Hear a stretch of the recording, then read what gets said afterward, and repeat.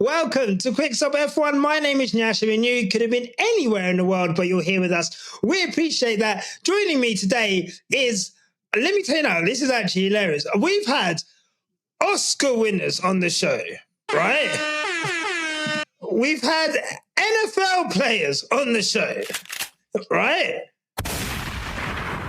I told my mate, I've got this guy coming on the show. He bugged out. He was like, no way, you've got James Coco coming on the show. He's so funny. Oh my God. I was like, I felt so cool. It is the guy with the skittiest of all skits on F1 and motorsport. The dedication to the skits is unparalleled. I'm absolutely delighted to have him here. It is none other than James Coco. How you doing? Yeah. There you go. Deserved. Yeah, so thanks so much for having me. I'm so pumped to be here. Big fan of you. Big fan of the pod. It's just a real treat to get here and get to talk to you. Oh, man. It's an absolute pleasure. I just remembered. It's an absolute pleasure, considering the way that we got introduced to each other was that we did similar skits, and then we thought. I'm so glad you brought that up. I'm so good. If you didn't bring it up, I was going to bring it up. So before we get into this, we need to clear the air, and we need to talk about how we first met. Yeah, no, it was about a year. It's about a year and a half ago. And by the way, we can jump around in conversation, but like I started making F1 stuff by accident. I made one F1 video with my wife, and because we had just watched Drive to Survive, it went viral. Yeah. I made I had footage from that. I made a few more versions of that video, and then I did some like comparisons where I like compared F1 drivers to Mario Kart characters. Then I'm sitting with my wife, and I'm like, oh, like what Formula One teams or what NFL franchises, and we came up with it, and I made that video. But what I did not know, because I had not been following Formula One and I did not follow other characters, is that you did a video with a guest. It was a player, right? It was a New England Patriots player. We did it with Darius Butler. Yeah. And he essentially made the exact same comparisons. The exact same comparisons, yeah. And so one of your listeners commented on my video and I think sent it to y'all. And on Twitter, you tagged me saying, hey, this fucking white American creator stole one of our skits. Go get him. You essentially... You sent all of your listeners after me on Twitter. I was getting so much hate. That's why no, I get it. It happened. And listen, I understand that reaction because people do steal content. That does happen. But I immediately responded. I immediately met the message. I'm like, listen, I haven't followed Formula One. I've only been following Formula One for a few months. I just followed you because someone tagged you. I'm so sorry. And you were cool about it. You took it down. You reposted my apology. You made it right. It's all good now. You know what? Yeah, I'm not going to lie to you. We were in a period of time, right, where I won't divulge massive details, but we had just had bad experiences with other content creators, either stealing stuff that we'd done or copying certain things, or we'd had a collab with a podcast which had gone horribly, really bad. Yeah. So we were in a very sensitive space. And when you're in a sensitive space and it's almost oh my God, this guy's just stolen your shit. And you look at it and it's this guy's just started. He's not even this guy's just started. He's watched us. He's copied our shit. And you know what? It was it's actually super out of character for me. I think back then we were very you almost get quite protective of what you have, because we were also not just starting out, but we were starting to grow, and we were receiving a lot of, I'd say the attention that we were getting was not always positive for various reasons. So seeing that on top of everything else, I think we were just wound up. And I think you were like the straw that broke the camel's back. And I was like, I've had enough of being polite about this shit. I'm calling him out. And I'm not going to lie to you, you apologize so good. You are like the best apologizer I've ever met in my life. I literally felt so bad because I was like, you know what, actually, like, also, like, someone else said to me, I was like, like the answers that Darius gave, like, those are like, everyone thinks that because those, like, that is just like how those teams are. It's just very similar. Everyone has it. And the thing is, I don't actually know that much about NFL. So when someone said that, I was like, oh, you know what? We have overreacted a bit here. But I guess that's the context as to why. But I'm glad that we can see it now. No, absolutely. But I will say it happens. People do steal content. And there are a few creators who I'm not going to name right now who shamelessly steal content from other creators, even specifically in the F1 space. There's one I'm thinking of right now. I will tell you about them offline, but I'm not going to put anybody on blast right now, but it still happens. And I will say what also does happen sometimes is parallel thinking. Like you'll end up seeing like 5 versions of the same video, 10 versions of the same video, because we all come to the same conclusions. We all make the same jokes. I have been accused a few times of, like, for instance, the Red Flags podcast. Like, there are times where I'll make a video about something. They're like, you 100% ripped this from Red Flags. And I'm like, listen, I follow the Red Flags guys.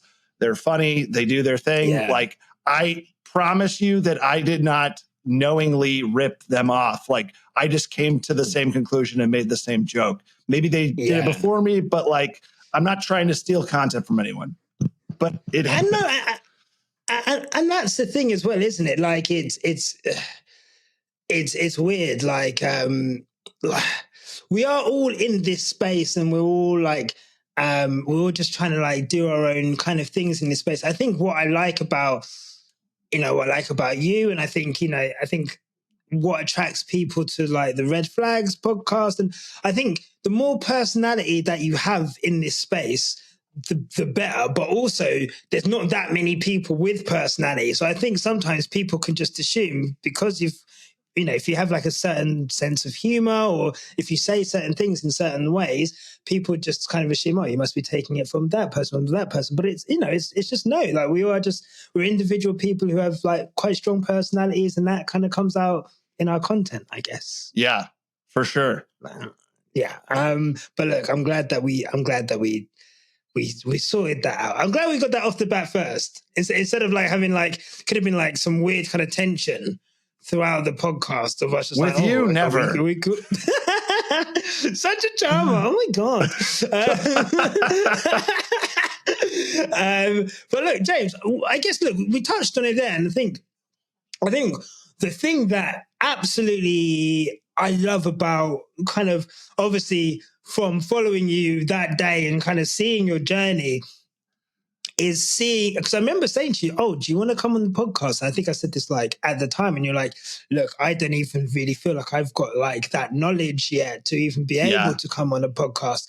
And like now you've got I think like, you look at your skits and you look at your jokes, and you've really got like the inside kind of joke thing about, like how stupid Ferrari are, and, some of the stuff that you've done about McLaren's been quite cool. And then, you've been invited to like, I saw you at the Formula E event the other day making content there. And I really liked how you put your own slant on doing that content. You weren't just out there doing like the normal interview drivers and, whatever, take a few pictures in the pit lane. So how does it feel to kind of accidentally gotten into motorsports, I guess? It's very strange. Motorsports as a whole? Because you said Drive to Survive, but were you into IndyCar or NASCAR at all? Or was it motorsports like full stop? Before a year and a half ago, when my wife and I started watching Drive to Survive, I had never watched any motorsport ever in my life. I never watched a race in my life, not even NASCAR. And there is like where I grew up in Dallas, Texas, there is a Texas Motor Speedway where they have NASCAR and they have an IndyCar oval event, or they used to, they don't anymore. So I'd never watched it before. It happened totally by accident. We started watching Drive to Survive, got hooked, started following the series. And I made one video, like I said, just not thinking about it. I was like, oh, this will get like a couple hundred likes. And it went crazy viral. Motorsport.com shared it. ESPN shared it. A few other Sports Illustrated shared it. And I was like, okay, let me make a couple more. And then I was like, okay, that's it. And then those videos went viral. And then I was like, okay, I'll make a couple more videos and then I'll stop once it stops getting engagement, and never did. And then all of a sudden, all these people started following me, asking me to make more content. And I was like, okay, I'll keep doing it for a while, see where it goes. And that's like my entire personality online now, which is very weird. This defines you now. Like, this thing that had no semblance in your life before literally is like what you're known for now. But had you always made skits then? Had you always made like comedy videos, and that was your thing? And what was they about before motorsport? Anything and everything. The thing is, like, I have a comedy background. So I did improv and sketch comedy in New York for a number of years at UCB, or Upright Citizens Brigade Theater, and started making online sketches probably in like as early as like 2008, 2009. And there's dumb sketches about anything and everything. And I would have like, occasionally I'd have something go a little viral, but I never was able to like build a following off of just making like generic sketch comedy. And I think that's partially because that space is pretty saturated. And then what I found out about motorsport is there were not, with the exception of Connor Moore or Connor sketches and the red flags guys to a degree, there were not a lot of people doing comedy in the F1 space. And so I was like, okay, that's just what I'll do. Like, I'm not going to try to be an expert. I'm not going to try to be like a technical person. I'm just going to be like a fan trying to find like a comedic slant in the F1 world. Yeah. I think that's it, isn't it? I think like,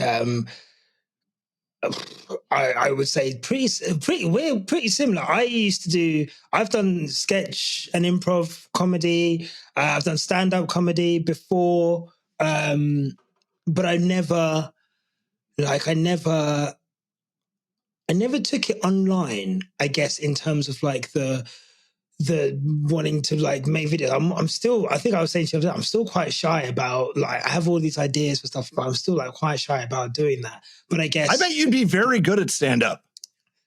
I'm okay. I'm pretty good. Like, I am pretty good. Like, I am pretty good at it. But it's, the thing, as you know, with stand-up, as you're probably aware, that is like a science, really. Like, and the work needed to go into like the set. I was doing really well when I was like 18, 19, 20. I had my first bad set. I was like, nope, never again. I'm not doing that. Not going through that ever again.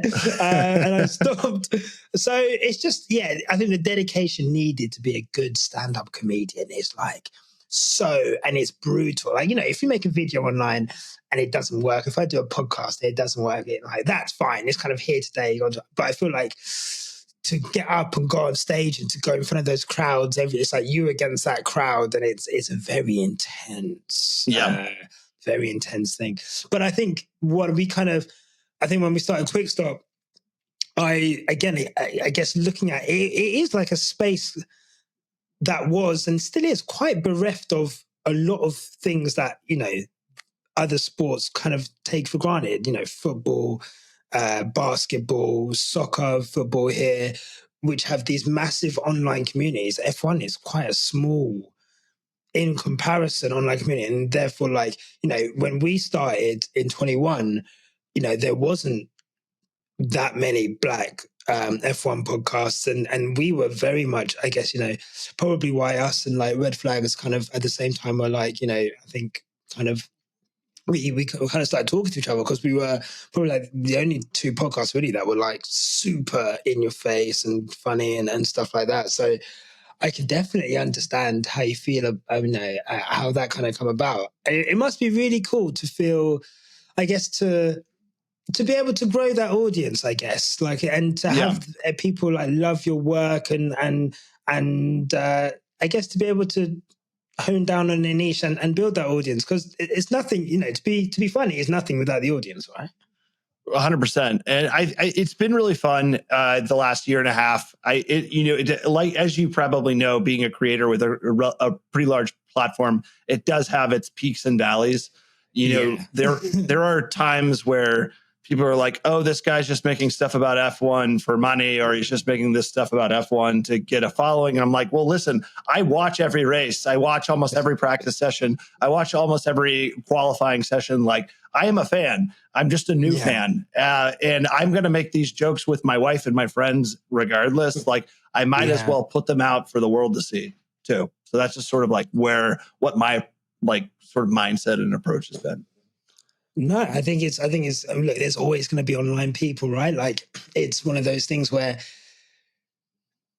God, someone this morning, do you want to read the tweet that someone said to me this morning? Let's hear it. It was so mean. Like, it was like for no reason as well. You know, someone's just like, off the bat, 9 o'clock in the morning, I read this, and they were just so mean. Okay, 2 seconds. I can't believe I'm having to get this back up. It's interesting because when I listen to your podcast and I see your videos, Nyasha, like you seem to be someone that has a very thick skin because, but you like, because like you the way you speak is like unabashed, like no filter, like do not give a fuck. But it seems that like your skin might be a little thinner than we think. It's so thin. You have no idea. Like, it stays with me. like every time someone says something about my voice, oh my God, it has stayed with me. Someone said that my voice sounded like I was gargling gravel. And this was like a year and a half ago. And that has stayed with me because, I was like, God, it does. And that's quite a funny thing to say, but why are you so mean? Anyway, so this is what Barbara 37836. You know, when the numbers come in, it's bad. Yeah, and their picture's like an egg. They don't even upload a picture of themselves. Yeah, what's their picture? It's an anime picture of someone who's dying. Yeah. So you know straight away, this is not a happy person. No. Jesus, this guy is so fucking ugly. If I had a face like that, I would literally take a face bath in sulfuric acid and hope that whatever comes out is looking better than my previous appearance. Oh my fucking God. Oh God. That is so fucking mean. At 9 in the morning, bro. Like, imagine 9 in the morning straight away off the bat. Like, you know what? I'm going to say that to you. And like I say, I do have thick skin, but that's going to stay with me, I think, for the next couple of years at least. And it's hard. There's a psychology behind this because you'll look at your comments and the feedback that you get, and you'll get like 100 positive ones where people are like, love your takes, love this is so good, but you'll focus on the one negative one. Oh yeah. 100%. Like, they always say, like, focus on the love, don't focus on the hate. But like, that little bit of hate, oh my God, that will stick with me for life. But I guess for you, being in the space now, and I guess the opportunities that you've got, how do you see the F1 creator space? I guess as a way of, like, I guess you've been able to see like the business side and the sponsorship side and the brand sponsorship side. Like how, because I think there's like, obviously there's been like so much discussion. Obviously we can get into it with like the whole, cease and desist stuff. But it feels like, especially in America, it feels like they're really quite hungry for content creators to do stuff with, probably more so than they are in the UK. I think it varies. So I do think there's a misconception that motorsport content creators make money, because most of us do not. I think there's a handful of motorsport content creators who are able to make enough money to live off of strictly doing this. Like P1 and Matt and Tommy are probably one of them. Those guys are doing great. The Red Flags guys, I think, do pretty well. You have people who started early, like Lizzie McIntosh, who was like one of the early content creators in the motorsport space, who then was essentially elevated to being like a presenter and hosting events and things like that. So, but there's those people are like few and far between. Most of the people who are in the space just do it because they like it. They're just fans. And they might make a little extra money with like brand deals or making like an ad on their Instagram, but it's not very much money. And I do feel like that's a big misconception. It's interesting because in the last year I've had some opportunities, like for instance, for about 9 months, I made a weekly video for Sports Illustrated's F1 pages. They'd be like 90 seconds long. I got paid a couple $100 a week to make them, but it was essentially like talking about different parts of F1 history with like a comedic slant. That was a cool thing. But other than like them paying me a couple $100 to make videos, a weekly video for them, that was it. I got to be a content creator for Formula E for season 10, where I got to go to 2 races and interview drivers and talk to teams and talk to fans. And like, that was a little bit of money, but I also made like 50 videos for them. So like when you average it out, they put you through it. Exactly. It was like a full-time, it was the amount of time and effort I put into it, like was like a full-time job, but I was not getting paid a full-time job. Salary. Yeah, exactly. And so it's interesting because it's less so about Formula One and the teams wanting to work with creators, and it's more so about the brands wanting to work with creators. And occasionally opportunities come along here and there, but like for the most part, it's just us as fans making shit that we like to talk about. That is it, really, isn't it? I feel like I think that's the thing as well. Like I feel like sometimes people say to us about like, oh, if you wanna be taken seriously as a podcast, you've got to do X, Y, Z, and if you want to be like Matt and Tommy, then you've got to do X, Y. It's like guys, like they've been doing it for like God knows how long. Like the early guys been doing it for God knows how long, and it's like you can't. I think everyone has this idea that like if you're gonna make F1 content, you have to do it in a certain way, and if you're going to like make it within the sport, you have to be in a certain way. But I think, like I say, we're all just people who love the sport, right? And we're all just kind of showing that in our own way, and that's like the most important thing more than anything. This cease and desist stuff, are you happy that your name isn't like James Coker F1? Like your middle name's F1, like otherwise you'd be getting like I have not received any cease and desist letters. My name is F1 is not in my name. F1 is not in my profile. F1 is not on my website. I do like sometimes take stills of a broadcast or use a picture of a driver or a logo just to sort of like, so people immediately know what I'm talking about. Maybe down the road, I'll get some letter saying you have to take this video down or that video down. If that happens, that's fine. I think it's incredibly short-sighted of Formula One going after creators like this. I think they're exclusively going after American creators because they are in their jurisdiction, because Liberty Media is an American media company. And so I believe they know they can easily go after American creators. It seems it's giving Bernie Ecclestone, because I know Bernie Ecclestone was very anti-social media and also very protective of the IP that was Formula One. And I just don't fully understand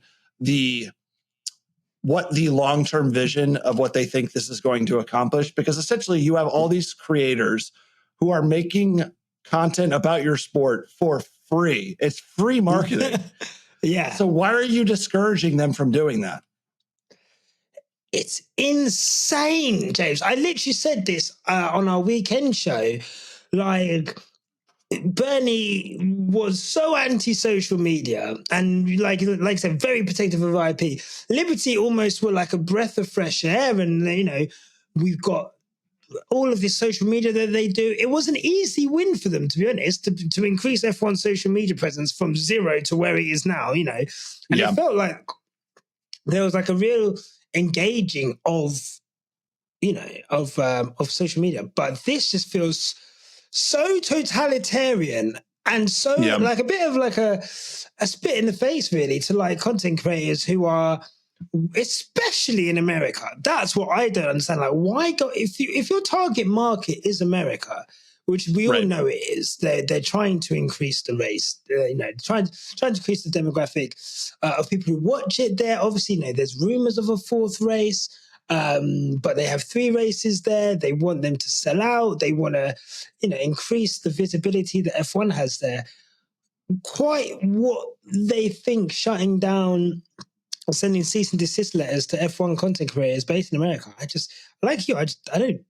It doesn't make sense at all. The only, and this is me wearing like my tinfoil like conspiracy hat. The only the only thing where it makes total sense is that like they think that a lot of content creators are too silly and don't take the sport seriously, and they're trying to control the narrative on social media and discourage these people from talking about F1. That's me. That's my conspiracy theorist take. Yeah. Honestly, even that, no matter what they come out and say, and I'd love for, the thing is like, no one's ever going to be able to ask them like why, it's not, Martin Brundle's not going to go to Domenicali and be like, hey, what's with the cease and desists? But I'd love to, and I think anything that they say, I would think is just laughable, to be honest, because whatever negative that they think is happening now is far outweighed by the positive. And that's what you want. You want people to come into the sport. You want them to, to be interested, to make content. People gravitate. No one's gonna randomly turn on the TV unless, like you, they've watched Drive to Survive. But no one's gonna randomly turn on TV, just start watching F1 and be like, I'm hooked. It is when they see skits like yours, or when they see like shorts from podcasts, or when they see, the fashion stuff, with Rashi, Amazing Lou, when she puts up the pictures of Lewis Hamilton and he's wearing Bottega today, XYZ, and that her account is so good. She's the GOAT, mate. She's like she's been on the show a couple of times, and like both times I've like fanboyed out, like, oh my god, you're it's so interesting because you make such a good point, because the more people are talking about your sport, the more people who aren't like currently fans are going to want to tune in because they want to be part of the zeitgeist. And I think the NBA has understood that more than any other sport. Perfectly. The NFL has been very protective when it comes to repurposing clips and using imaging from their sport, and they have shut down a lot of people. The Olympics does the same thing. But the NBA understands that the vast majority of people, especially young people, consume sports via social media, via highlights, via clips, via people talking about it. And the NBA has given creators a lot of freedom. And I think that shows, you've seen the adverse effects of that with the growth of the NBA, not just in the States, but also globally. And and Tony Cowan Brown actually made a really good video about this, talking about the American creators getting cease and desist. It's like F1 should be more like the NBA and less like Major League Baseball and the NFL. Yeah. I think so, especially given how global it is as well, right? Like, do you know what I mean? Like, I just, and the thing is, like, I get it, right? People pay a lot of money for the fees to broadcast F1. F1, the running of F1, they pay a lot of money, and, they want to protect this entity they have. What they don't want is people chucking up basically highlights packages on their own website and making money off of that, and on their own YouTube or social media or whatever. But I think the power of people being able to repurpose clips using fair usage, which is, which should be fine in any other form of media, is fine. Being able to repurpose and storytell and bring people in, and, the fact that if someone in a completely different continent to America can, bring people in and, and have that kind of representation for them and get them into the sport and have them. And then look, then that person, the likelihood of that person then signing up to F1 TV, watching the sport, buying merch is a lot higher. I think like shutting people out for the sake of protecting what you have, rather than looking at how you can grow what you have, I just think is absolutely like backwards thinking. I'm glad you think the same. Yeah, it's made me become a little more disillusioned with Formula One. Like while Formula One was kind of my entry into motorsport, it was my introduction to motorsport. It's like a gateway drug in a sense. Yeah. I now like watch IndyCar. I try to watch every race. I of course, worked with Formula E this year and watched their races, and they were very exciting. I watched a little bit of NASCAR. NASCAR's a little harder for me to follow specifically because there's like 36 races a year, and they're like 4 or 5 hours long. But it's crazy. It's crazy, but it's made me a little more disillusioned with Formula One. Also, knowing how much other motorsport there is out there to consume, like we arguably are in the golden age of WEC or endurance racing. Yeah. And so there's just so much else to talk about and cover. It's like, okay, if this is a sport that doesn't really want my voice or wants me involved, I'll just talk more about other series then. Yeah. Have you been to an F1 race? Not yet. Oh, okay.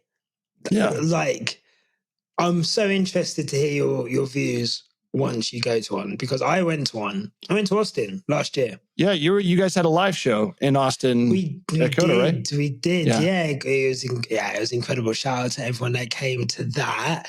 It was an art gallery, right? Pardon? It was in an art gallery, right? It was in an art gallery. Yeah. Oh, what was the name of it? It was in an art gallery. It was in like the only or the first black-owned art gallery in Austin. So cool. It was a beautiful night. Honestly, like the highlight of my life, probably, I would say. That cool. Part was incredible. And I think that is power to, the power of content creation. Like, we're from London. Like, we were both living in London at the time, Tandy and I. We're doing a live show in Austin, America. Like, and the diversity at the show, in terms of like, mostly women there, I would say, and obviously, heavily black, people of color. And I just think that is that is a beautiful thing. That we were able to create as content creators. And why wouldn't you want more of that? That part of it was incredible. The race, being at Austin, I'm not going to lie to you, and maybe this is part of, I felt the cash grab. I'm not going to lie to you. Like, I felt physically being robbed at every turn. Like, a slice of pizza was like $16.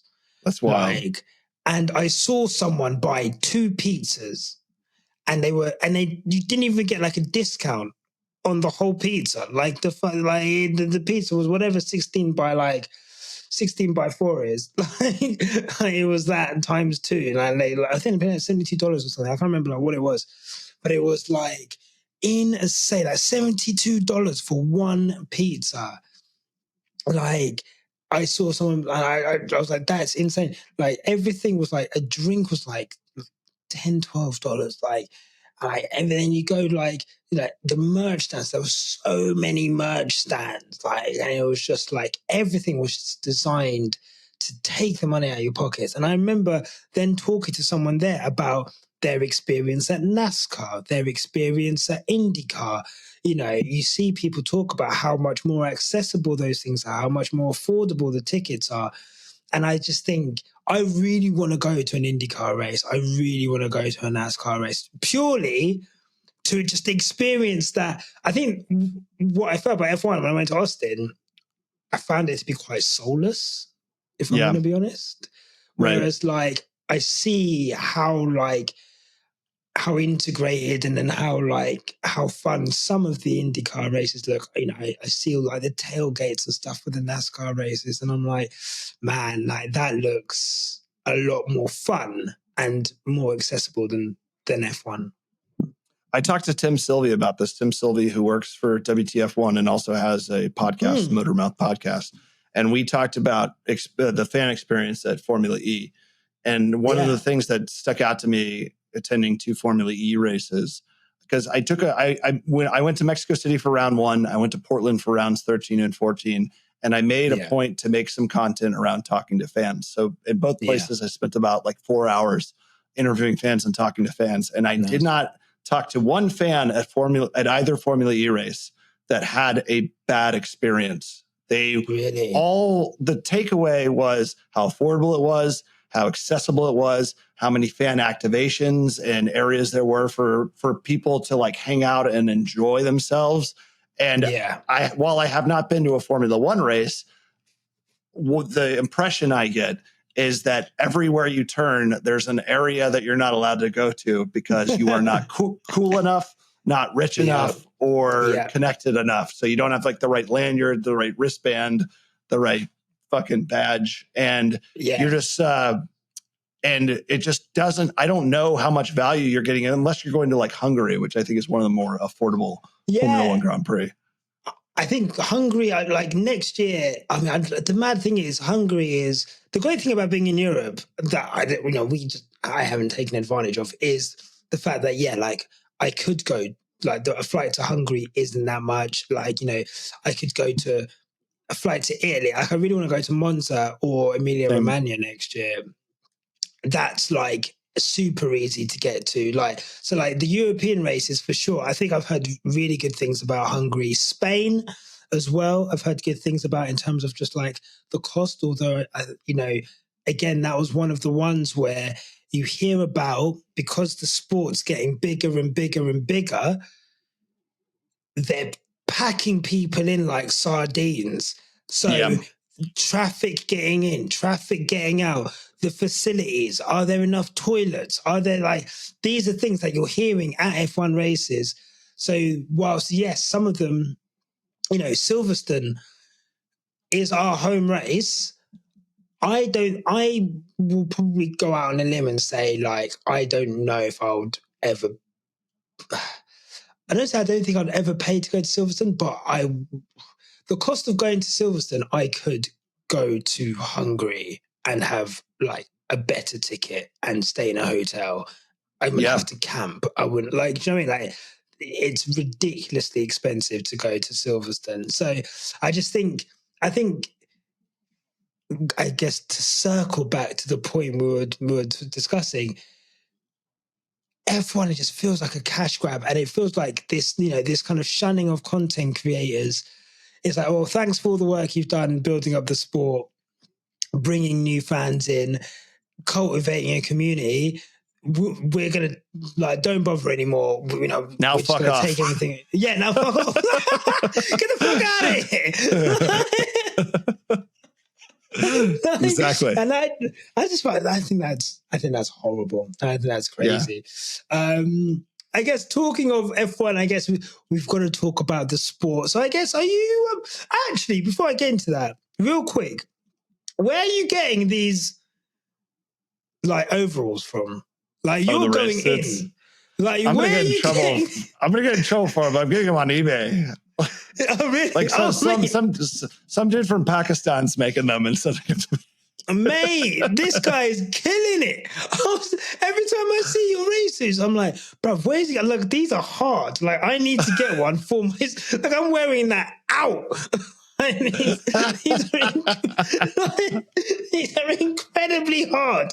Like, I love that. I love the attention to detail and everything. So, do you have a favorite team, a favorite driver?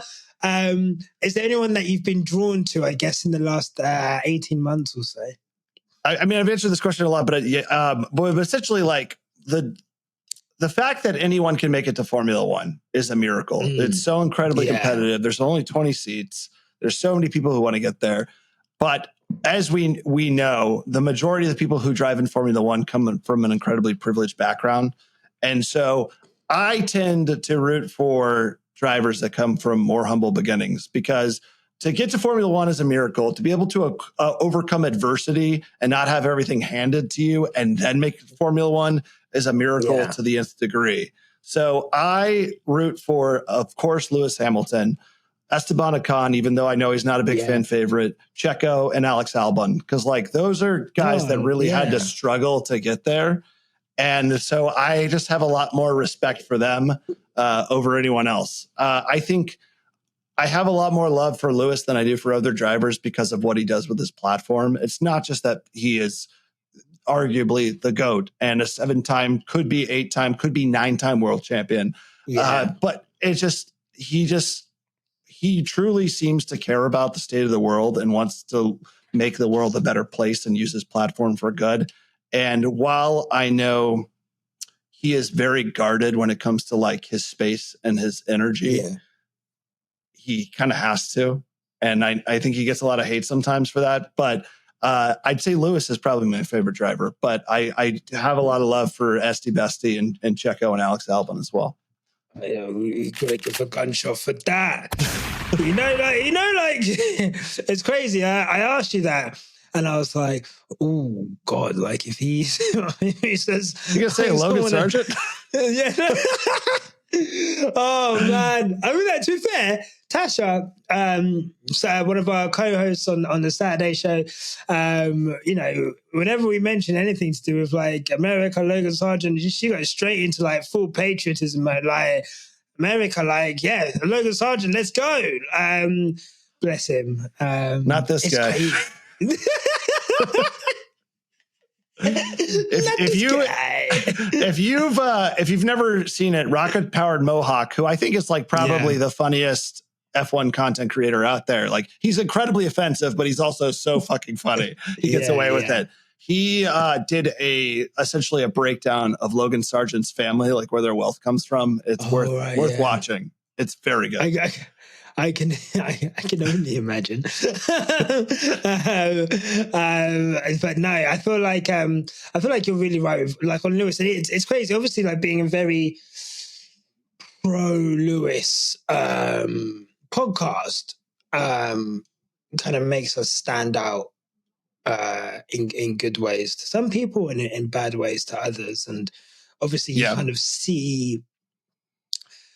I'm always quite like taken aback by how much people dislike him. Like, I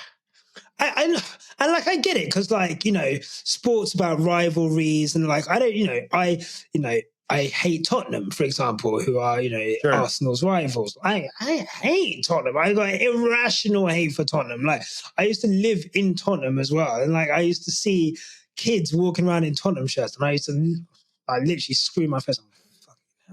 Like, it's ridiculous. So I get it. Like, if I can hate on a small child wearing like their favorite team's jersey, like I can understand someone not liking Lewis Hamilton as, from a rival perspective. But I think I always get taken aback quite a lot by how much people hate the civil rights stuff, how much they hate the fashion stuff, how much they hate just like his general demeanor and like how he goes about the press. And I think that, that whole guarded kind of thing, I think people, talk about him being like, PR, a PR robot and so forth. But, what was really cool, I watched Lewis Hamilton's Hot Ones. I don't know if you've watched it. I've only seen clips. I haven't watched the whole thing. Yeah. But yeah. And if you go into the comments, I'm so used to like F1. If something's about Lewis, I'll read the comments and you'll have like good comments. And then like, it's mad how comments like are almost like ordered in like hate. So like good comments. And then the more you scroll, just like the more horrible the hate gets. Yeah. It gets worse and worse and worse. And I'm always like so surprised at that. And it was just really nice to see, again, I guess, the power of content, people being like, wow, Lewis Hamilton is really nice. Oh my God, he's like so humble. He's so like charismatic, so down to earth. Like, so yeah, I'm always, I guess, I don't know if that, I guess it surprises you as well, but I am almost always surprised, like, by how deep the hate that he gets is, considering his sporting achievements and just how he is now, I guess. I think if you 100% do not like Lewis Hamilton, like that's more of a commentary on you than it is on him. And I wrote something that I was going to read on this podcast if the opportunity came up. I wasn't going to shoehorn it, but I'm going to read it right now. Oh, please do. This is, I'm going to say a bit of a contradictory statement here. If Max Verstappen chooses to have a long career, which he might get bored and leave, but he might decide to stay in Formula One for a long time. He may go down as the best Formula One driver of all time. However, Sir Lewis Hamilton will always be the greatest. He is not just tied for the most championships in Formula One history. He should have 8, which we all know. But what he's done off the track is just as, if not more, impressive. Initiatives like the Hamilton Commission, set up to increase representation of Black people in UK motorsport, Mission 44, a charitable foundation that supports and empowers young people from undeserved communities, and numerous charitable donations. This man transcends motorsport. While Willie T. Ribbs was the first Black man to test a Formula One car for Brabham back in 1986, Sir Lewis Hamilton was the first and remains the only Black driver to ever race in the series. He continues to defy convention as his influence and notoriety goes beyond the racetrack, a force in the world of philanthropy, art, and fashion, where he uses the world as his runway and goes out of his way to support young, emerging fashion designers. While other drivers such as Schumacher, Senna, Vettel, Prost, and eventually Max will always maintain residence in the GOAT conversation, it is Sir Lewis who deserves to be considered the greatest, full stop. That was incredible. Wow. I want to give you a little round of applause for that. That was lovely. And then I'm going to give the gunshot. Don't piss me off. Huh? Listen to James. He's not fucking about. It's about time. It's crazy when you put it all. I got emotional listening to that because it's crazy when you put it all. We live it every day, like Team LH. We know, and we always talk about it, and obviously, we get called a cult. And look, we are a bit cultish. That's fine.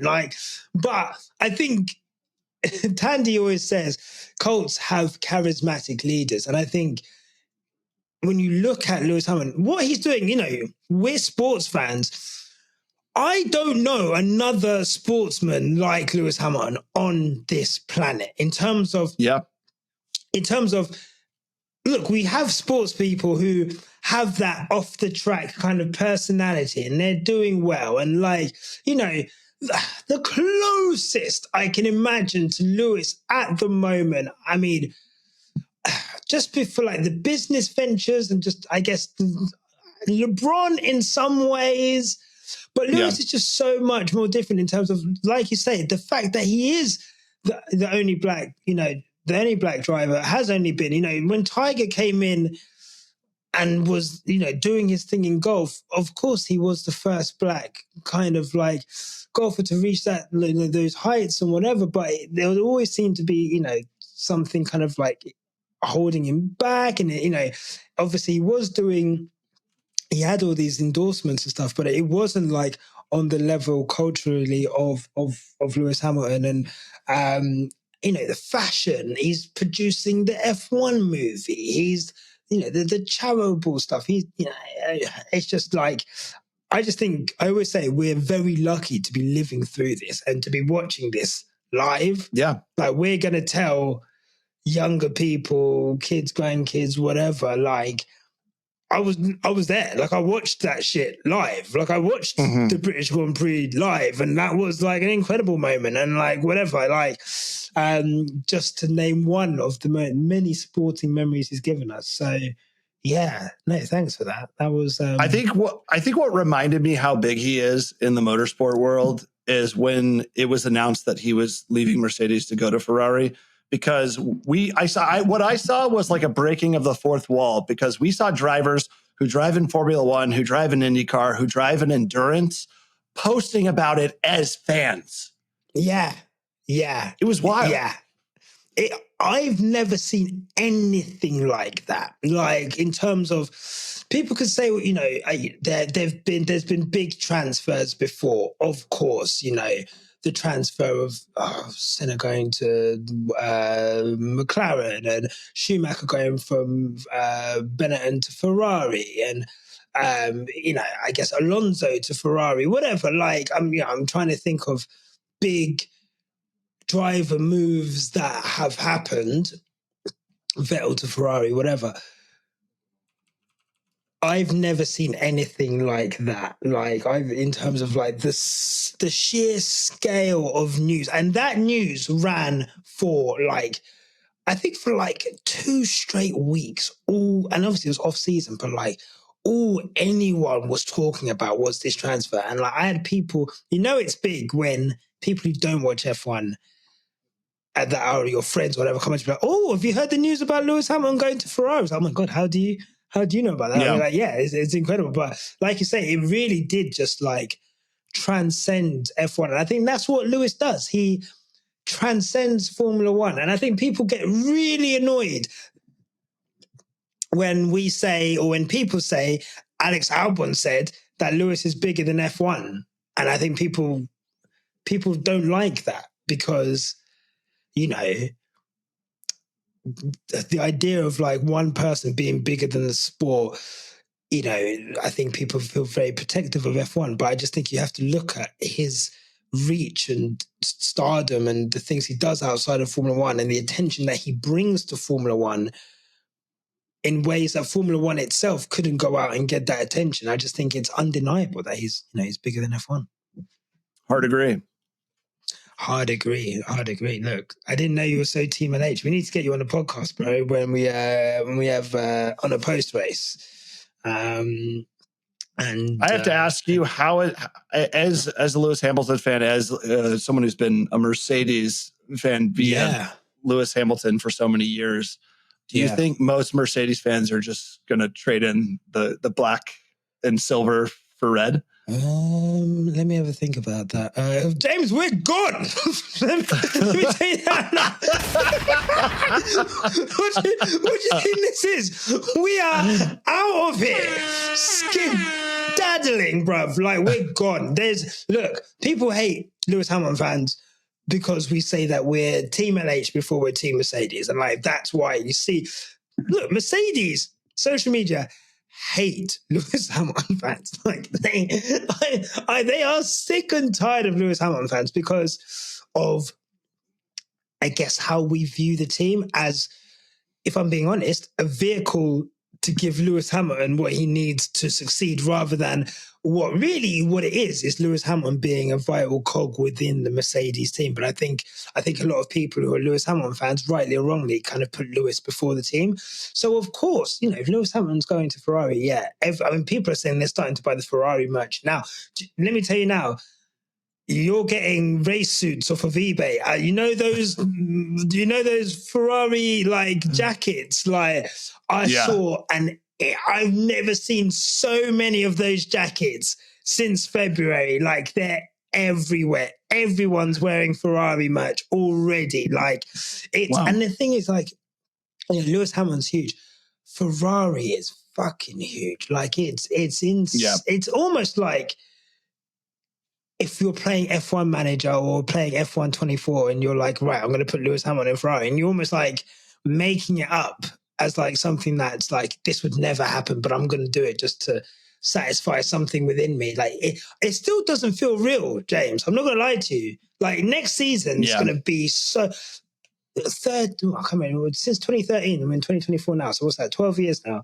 Well, this will be the 12th season of like Lewis at Mercedes, and like everything that's happened to Mercedes, everything that's gone on. It's going to be surreal seeing him in a Ferrari race suit. Like really, I can't wait. I'm gassed. I used to, when I was a kid, I used to support Michael Schumacher. I've been watching this since I was like 6. And I used to draw little Ferrari cars. Like, I don't even draw. Like, I used to hate art. Like, that was like my least favorite subject. But I'd draw Ferrari cars like all the time. Like, I was a Ferrari fan before I was anything else. So for me, it's a big deal. Like, big deal. And for a lot of people, and it'll be interesting to see. Were you gonna?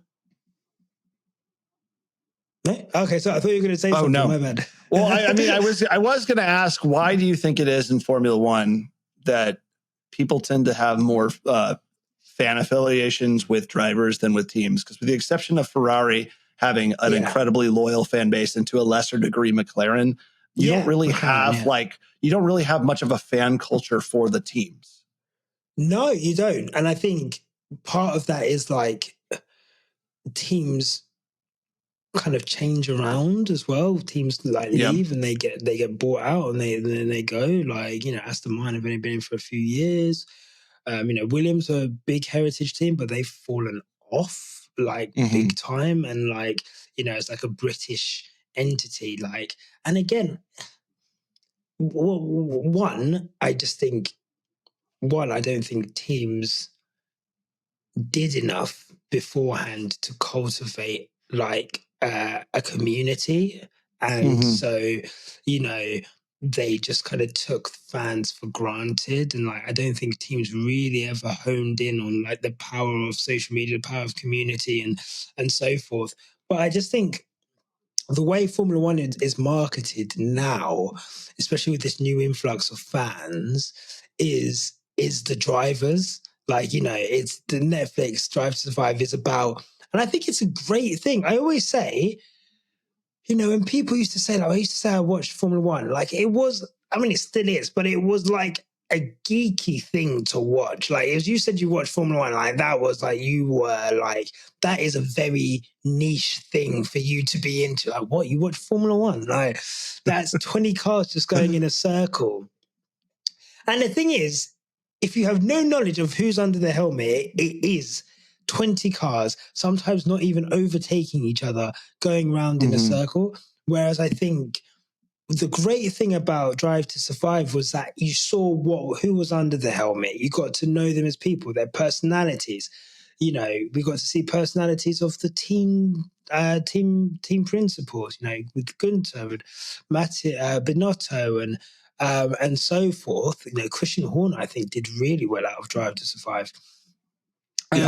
So I think I used to think Red Bull had like a very strong following, but I'll be so interested to see how that goes if Max leaves. Like, how loyal to Red Bull are the Max fans? And I can't imagine. I think it'll be the same thing. I think a lot of them will, if he goes to Mercedes, I think they will start supporting Mercedes, or whatever. So I think there's so much more affiliation with the drivers, just because people get to know them. And I think also that national, that kind of, there's more like national pride, I guess, with like the drivers. I think other than Ferrari, to a lesser extent, again, McLaren, Williams, the teams don't really have like that strong of an identity to their countries, I guess. With the exception of maybe Alpine, because I know a lot of French people are Alpine fans. Yeah, sorry, as a default. But then, yeah, exactly. But then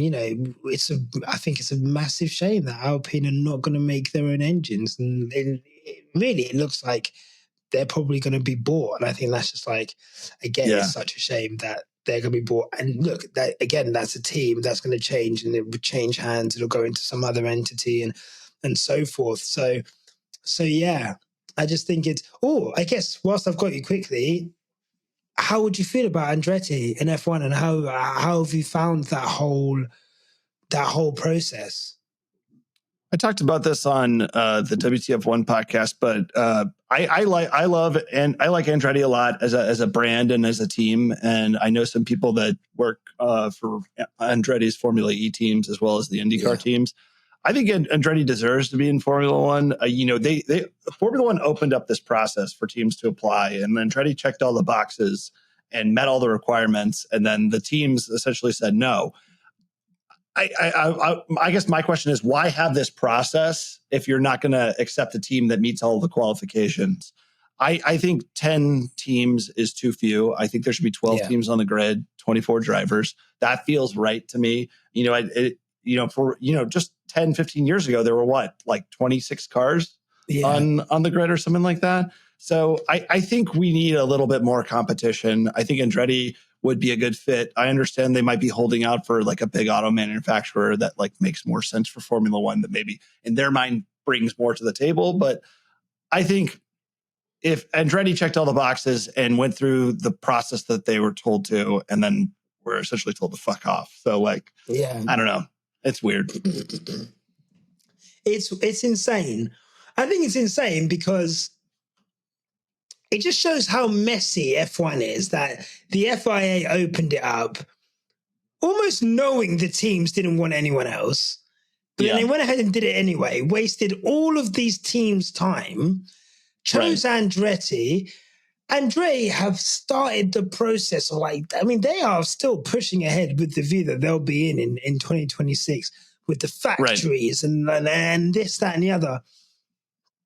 And again, it's just this greed. It goes back to the culture within F1. We're going to protect what we have. This is what we have. We're going to protect what we have.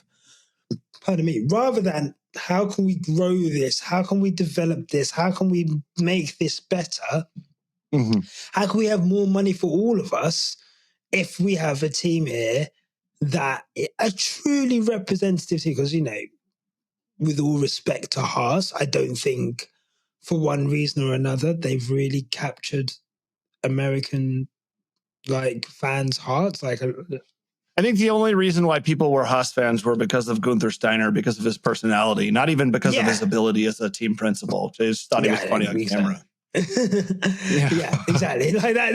I mean, that was it. That was literally it. And it's crazy. Like they're in Haas. That they have. He has a pedigree in American racing. So I think to have someone like Andretti on the grid.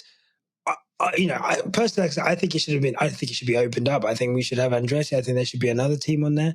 We kind of spoke to the Lucky Sons guys, and I think if based on what they were saying that they were able to do or they were going to do, I don't see any reason why, if that was all proven the way they said it was, why wouldn't you want that? So, but again, if Andretti aren't going to make it, the Lucky Sons definitely weren't. Because of just how closed off F1 is, and I just find that I think Alpine, and these other teams that are teetering on the edge of being sold. The fact that you can only get in if you buy a whole team, I just think that's ridiculous. To be honest, yeah, that's pretty wrong. It's wild. I'm going to leave it there because we've had a lovely chat. And this is really nice. This was really nice. I hope that you've enjoyed yourself. And oh yeah, absolutely. Seriously, I've listened to the podcast a bunch, so this was really fun to get to come on and talk to you. Oh man, honestly, every time I see your skits, I'm like, man, I need to do. I need to do it because they're so funny, and I just whenever I see someone doing something that I want to do really well, it's very inspiring. So I just want to say, thank you for inspiring me. You're very funny, really man. Cool. You can do this. Thank you. You're funny. I know. I think it's you know what it is. I think you know what it is. Going back to the first conversation we had, I'm not as thick-skinned as I like to think I am, and I think that's what's holding me back. But I need to let go of that. I think anyone listening to this, I think don't let the fear of what people may say negatively or otherwise about anything you do hold you back from doing stuff that you enjoy, because I think if we'd held back on doing this podcast, years down the line, we wouldn't be able to do all the cool stuff that we wouldn't be having this conversation now. I think it's awesome that you can do things and it can put you in touch with really cool people and really cool opportunities, but also just doing stuff because you enjoy it. Look at us on a Sunday having a chat to a couple of microphones. I think that's the real, the best byproduct of making, being a content creator in this space. It's not the little bit of money you make occasionally from brand partnerships. It's not from the followers you get. It's the connection you get with other people, especially how we live our lives today. We are so isolated and separated from any sense of community in most of our lives. And the thing that I've gotten most out of this journey in the last year and a half is getting to meet so many incredible people who share my sense of humor and sensibility. and getting to connect with them over a love of this ridiculous sport. It is ridiculous. It's actually ridiculous. Like we literally spent like 20 minutes talking about the sport, sending cease and desist letters to anyone with F1 in their name. Like it's ridiculous. But we love it. We love it. And I think, yeah, it's the community that makes it. And you are an incredible part of this community. James, where can people find you online? You can find me on Instagram at this James Coker, on TikTok at this James Coker. You can also subscribe to my YouTube channel, which is called Temple of Vroom. Oh, nice. Yeah. Nice. I didn't know you had a YouTube channel. Look at me with the poor I started it. It's fairly new. Yeah. I want to venture into doing more long form stuff. I made like a 15-minute review of the Indy 500 this year, which was really fun. And I'm really proud of it, but it took so long to do. Yeah. And so I haven't been able to do as much long form content as I would like, but that's where you can find me. I'm also, for the time being, co-hosting the WTF1 podcast with Hayden Gullis. And that has been a interesting journey because it's kind of a fool's errand in the sense that like whoever hosts that podcast is never going to be Matt and Tommy. They're never going to be them. And they're never going to be tough. It's gig. Hard. Yeah. It's a hard task. Yeah. So I've been doing it. It's been really fun. Hayden's a great guy. We have a lot of fun, but like, we're not Matt and Tommy. I'm also not an expert.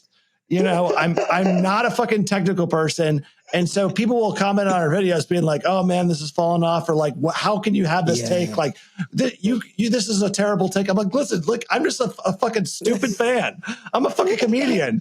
I'm just trying to have a laugh with this dude and talk about the sport. All right. Like, get off. F1 fans are so serious sometimes. It's like, oh my God, like, please just lighten up a little bit. Like, respectfully. No, look, but that's an incredible gig to have. And I think I remember I saw you pop up on it. I was like, wow, that's really cool. You should be really proud of yourself. I think going from where you started to where, look, 18 months ago, you were getting cussed the fuck out on Twitter by us. And now look. Well, now I'm getting cussed the fuck out by F1 fans on the WTF1 page. Pick your poison, mate. Like, to be honest. I don't know how much longer I can do it. Some of the comments have been pretty rough. Yeah, no, look, you just gotta have to hold that, bro. It's like you have thick skin. Don't let the haters get to you. But no, look, thank you. I'm gonna give you a round of applause. That was a lovely chat. Thank you so much. Guys, if you're watching, make sure to go follow James. Some really, really funny content. And be nice to him, you WTF1 guys. Look, if you want Matt and Tommy, just go and watch their channel. Like, they're still there. Like, they're not, it's not, I don't know what you want WTF1 to do. Thank you for watching. If you got this far, make sure to give this video a like and a subscribe. If you are listening on Spotify, give us a 5-star review. If you're on Apple, leave us a review as well. I'm so bad at this. And the Patreon's there for ad-free streaming. We're also so close to 5,000 subscribers. We're literally like 110 subscribers away from 5,000. So if you're watching and you're new, likely because of James, subscribe to us. We would appreciate that.